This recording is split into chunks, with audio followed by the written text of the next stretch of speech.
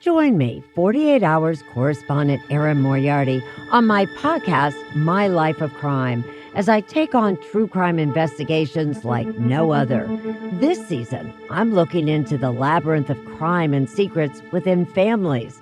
I'm cutting straight to the evidence and talking to the people directly involved, including investigators and the families of victims. Listen to My Life of Crime with Erin Moriarty wherever you get your podcasts. Inspired by the life of the savvy and ambitious Colombian businesswoman Griselda Blanco comes a new Netflix original limited series. Griselda tells the story of a devoted mother who, with her lethal blend of charm and relentless savagery, creates one of the most powerful cartels in history. Witness Sofia Vergara's captivating transformation into the godmother of the underworld. Griselda, streaming January 25th, only on Netflix.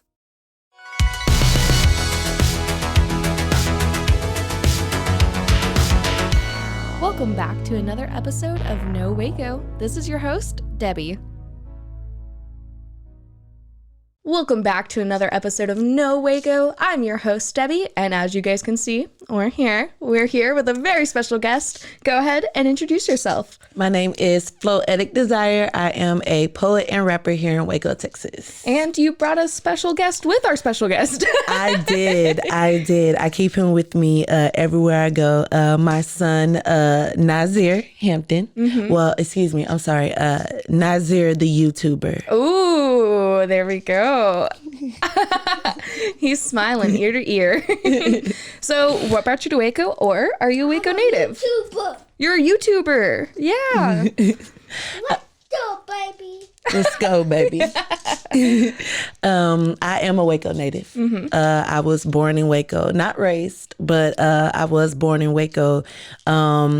I am a military brat, so I moved around a lot. Yeah. I came back to Waco when I was 10, and I've been in Texas ever since. So. Oh, wow. So you've seen a lot of development happening here in Waco. Yes. So what has it been like over the past couple years? Oh, man.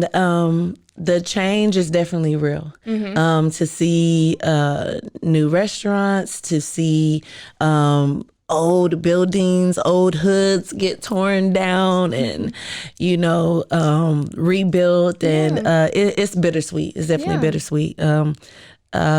If you wasn't in Waco years ago before all the new construction going around, like you wouldn't even know what it looked like before. Yeah. But it's bittersweet. Yeah, and you are in the creative community. So what has it been like being a part of that community? It's wonderful. I love it. I wouldn't want to be in any other community. It definitely feeds my soul. I started doing music maybe about like 8 or 9 years ago. Oh, wow. Started consistently since my son has been born. Oh, wow. So about like 4 years. Wow. Yeah. And so you've done open mics, you've done events. Tell me about that. I've performed in at least 100 shows. Oh my goodness, that's crazy. Yeah. I was staying in Dallas the past. I've been back in Waco this last year and a half. Before then, I was in Dallas, mm-hmm. So that's where I started doing most of my shows. Mm-hmm. From getting booked, I've done shows out of state as well. Mm-hmm. I performed in California. I performed in Baltimore. I also performed in Las Vegas twice. Oh wow! Congratulations, that's fantastic. Thank you. I've been to Vegas once. Yeah, I love it. I love it there. I wanna go back when I'm not doing like business. Yeah, I'm not there for business. Just for fun, for pleasure. Yes. But what was I saying? And then open mics. I've done a few open mics in Dallas as well. And then I also go to stay classes. Keep Waco Loud, excuse me. Shout out Katie and shout Jacob. out to Katie and Jacob. Love you guys. Yes.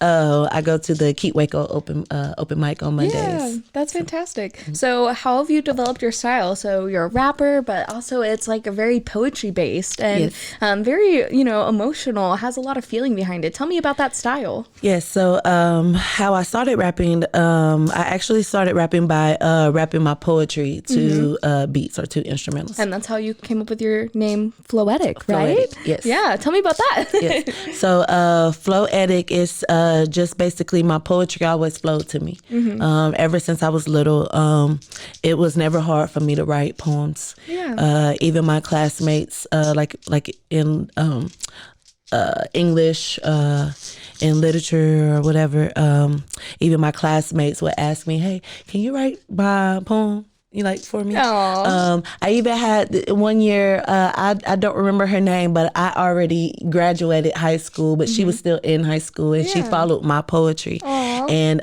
she said that she just couldn't write poetry. That's just not her. And she asked me to help her. I wrote the poem for her. She got an A+. There you go. But yeah, it just always flowed to me. I'm just very good at poetry. I started rapping because I actually wanted to sing, but I wasn't confident in my singing years ago. So that's why I started rapping my poetry instead of singing it. Yeah. And now you've performed and now you're way more confident in yourself. So what has it been like, especially with the development of the community and getting involved? Yes, it's definitely been a journey. It wasn't easy. The hardest part is getting started. So anyone out there, if you have a dream, no matter what it is, even if it's doesn't deal with music, the hardest part is always just getting started. So follow your heart, follow your mind, write your steps down. That was a big deal for me. Having so much on my plate that I didn't know where to start, that I just didn't start. I understand that a lot. So yeah. But now that I've started and now that I'm going and I have the momentum going, and it's always awesome when someone who don't even know you say like, "Hey, are you who I think you are?" That happened the other day actually. A lady said, "Are you who I think you are?" And I was like, "Who am I?" Who do you think I am? It depends. Who do you think I am? Who's asking? But she said, "Hold on, baby." Thank you, love. Aww. But she said, "Floetic Desire," and I said, "Okay, that is me."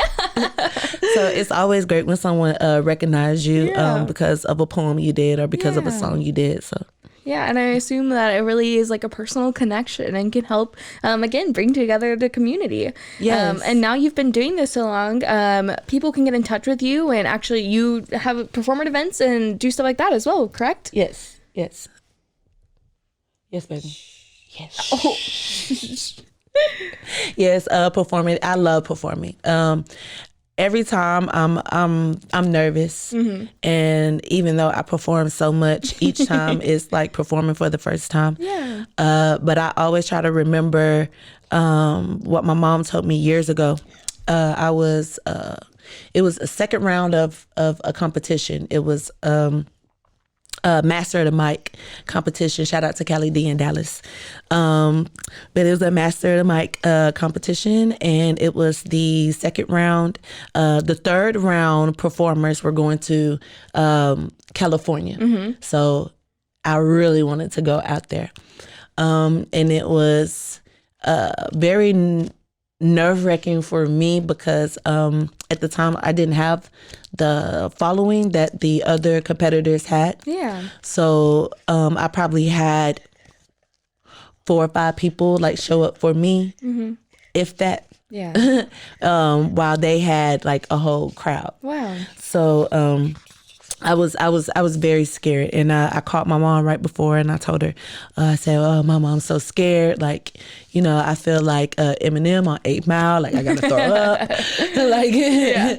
Like I'm so nervous." And she said, "It's okay to be nervous because nervousness is going to keep you on your toes. Yeah. You're gonna stay prepared being nervous." Stop, Nazir. You're gonna stay prepared being nervous, but never be scared. Yeah.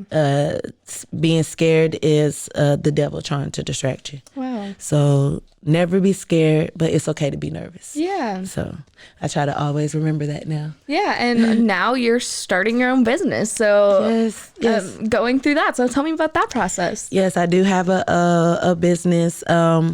where I make healing products. And now for a word from our sponsors.